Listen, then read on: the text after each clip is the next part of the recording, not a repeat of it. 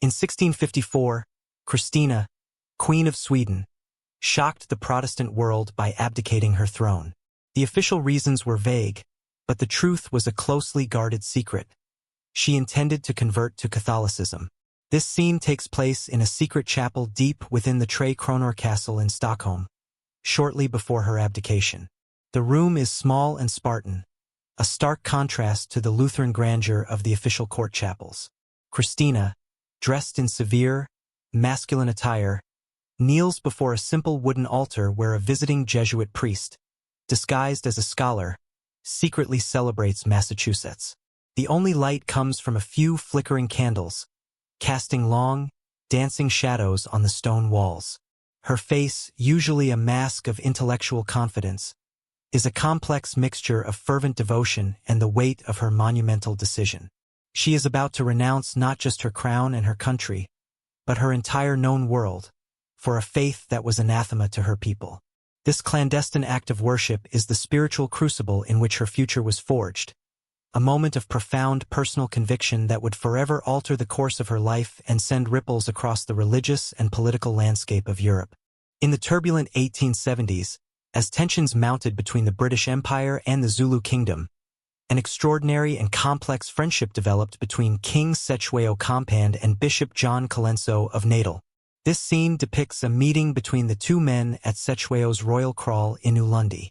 The king, a powerful figure adorned in leopard skins and ceremonial beads, sits on a carved wooden stool outside his main hut. Opposite him, in the simple, dark garb of a bishop, sits Colenso.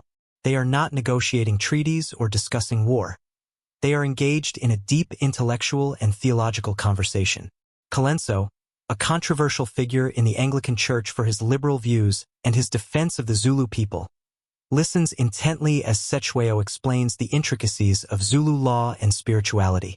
The Zulu king, in turn, questions the bishop on matters of Christian doctrine, displaying a keen intellect and a sharp wit. Around them, the life of the royal kraal continues. Warriors stand guard at a respectful distance, and the sounds of cattle and daily life fill the air. This quiet moment of mutual respect and intellectual exchange between two men from vastly different worlds is a rare glimmer of understanding in a period defined by conflict and colonial ambition. In the late 19th century, King Ludwig II of Bavaria, often called the Mad King, retreated from the world into his fantastical castles. One of his most peculiar habits was his nocturnal sleigh rides through the snowy Bavarian Alps. This scene captures one such ride near Neuschwanstein Castle. The air is crisp and cold. The only sounds the crunch of snow beneath the hooves of 4 white horses and the jingle of their silver bells. Ludwig, wrapped in opulent furs, sits alone in a magnificent, gilded Rococo sleigh, a fantastical creation of carved shells and cherubs. The sleigh is illuminated by electric lanterns, a marvel of the age, casting an ethereal glow on the surrounding winter wonderland. For Ludwig, these rides were not mere transport. They were a journey into a dream world, a private theatrical performance with the mountains as his audience. He would often have his outriders dress in 18th century costumes, further blurring the lines between reality and fantasy. This solitary procession through the silent, moonlit landscape is a poignant image of a king who found his kingdom not in the halls of power, but in the depths of his own imagination. For centuries, the Ryukyu Kingdom, modern-day Okinawa, was a tributary state to both China and Japan, a delicate balancing act that required immense diplomatic skill. A unique aspect of their court was the role of the Kikowajimai, the high priestess, a royal shaman who held spiritual authority often equal to, or even exceeding, the king's. This scene takes place in the 18th century within the sacred groves of Sefurutaki, a limestone cave complex that served as the kingdom's most holy site. The Kikowajimai, an elder woman from the royal family, is in a deep trance, her body swaying gently as she communes with the spirits of the ancestors. She is adorned in magnificent robes of banana fiber cloth, her hair held in place by an elaborate golden pin. Before her, the young king and his highest ministers kneel, awaiting her divine pronouncements. They would not dare to make a major decision, be it a matter of statecraft, trade, or defense, without her spiritual guidance. This was not a power struggle, but a symbiotic duality of rule, a system where the temporal power of the king was balanced by the spiritual authority of the priestess, a phantom ruler whose influence was felt in every corner of the kingdom. In 1975, the tiny Himalayan kingdom of Sikkim was on the verge of being annexed by its powerful neighbor, India. Palden Thondup Namgyal, the last Chogyal king of Sikkim, found himself a prisoner in his own palace in Gangtok. This scene captures a moment of desperate, last-ditch diplomacy. The king, a man educated in the West but deeply rooted in his Buddhist faith, is in his study, a room filled with Tibetan thankas and modern radio equipment. He is hunched over a crackling ham radio, a technology he hoped would be his lifeline to the outside world. With a sense of urgency and fading hope, he sends out a plea for international help, his voice a lonely signal lost in the vastness of the Himalayas. He details the invasion of Indian troops and the rigged referendum that would seal his kingdom's fate. The air is thick with the smell of incense and the static of the radio. This is not a king commanding armies, but a man using the airwaves as his final, desperate appeal for the survival of his nation's sovereignty. A poignant and ultimately futile broadcast against the inexorable tide of geopolitical change. While many monarchs pursued power and conquest, Queen Isabella II of Spain in the mid-19th century harbored a passion for a different kind of exploration: science and technology. This scene unfolds in a private laboratory she had constructed within the Royal Palace of Madrid. The room is a fascinating anachronism, a space where regal opulence meets scientific inquiry. Gilded tables are laden with brass microscopes, voltaic piles, and telegraph equipment.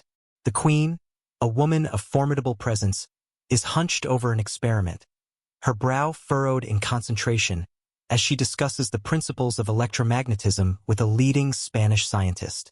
Around them, court ladies and ministers in formal attire look on with a mixture of bewilderment and polite curiosity.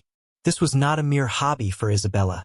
She actively promoted scientific education and technological innovation, championing the construction of railways and telegraph lines across Spain.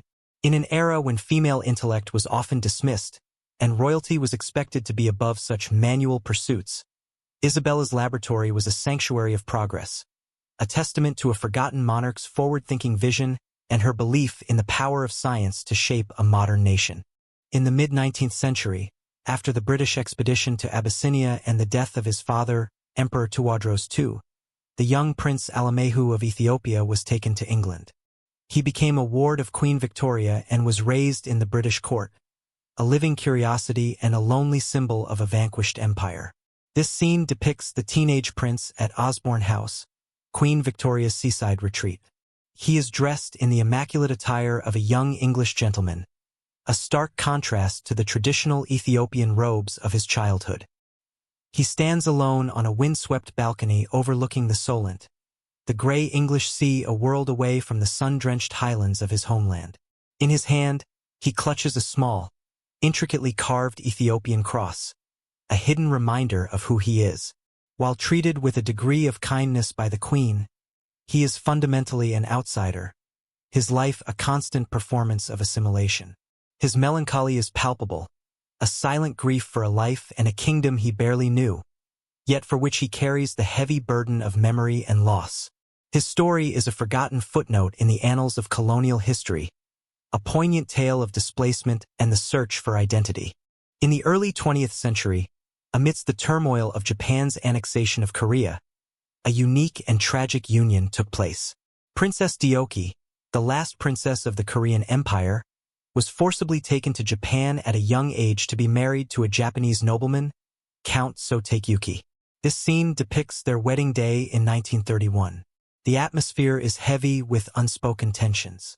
The bride, barely a young woman, is dressed in a traditional Japanese wedding kimono, a stark contrast to the Korean royal attire she would have once worn. Her face is a mask of stoicism, betraying none of the turmoil within. The groom, a kind-faced man who reportedly grew to care for her, looks upon his new wife with a mixture of pity and duty.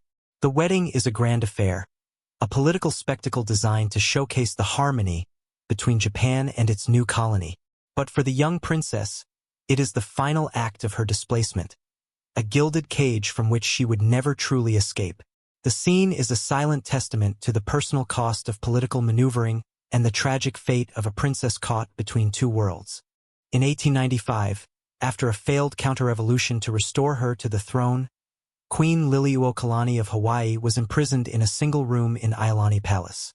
Stripped of her power and her freedom, she turned to the one thing they could not take from her, her music. This scene takes place within her sparsely furnished prison room. Sunlight streams through the barred windows, illuminating dust motes dancing in the air. The queen, a figure of immense dignity even in her confinement, sits at a simple wooden desk. Before her is not a royal decree, but a blank sheet of music paper. With a quill pen, she begins to compose Aloha Oe, Farewell to Thee, a song that would become an enduring anthem of Hawaiian identity and a poignant expression of her love for her people and her lost kingdom. The melody is a lament, a farewell, but also a promise of return. In this quiet act of creation, the imprisoned queen forged a weapon of cultural resistance more powerful than any army, a song that would echo through the generations, a testament to the resilience of the Hawaiian spirit. In the 12th century, after the conversion of the Maldives to Islam, the deposed Buddhist queen, Rahendi Khadija, allegedly continued to rule in secret from the shadows of the royal court. Having been officially replaced by her husband, the first sultan, she was a ghost in her own palace, her presence an open secret amongst the populace who still revered her. This scene takes place during a moonlit night on the island of Malé. The former queen, cloaked in dark silks, moves silently through the torchlit corridors of the Hukuru Mosque, the oldest mosque in the country, built upon the foundations of a former Buddhist temple. She is not there to pray, but to meet with loyalists who still see her as their rightful ruler. They bring her news from the atolls, whispers of discontent with the new regime. In her eyes, there is not defeat, but a burning resolve. She is a living embodiment of the old ways, a spectral monarch playing a long game of power and faith, her every move a silent rebellion against the new order that has tried to erase her. Her very existence is a testament to the enduring power of belief and the complexities of a nation caught between two faiths.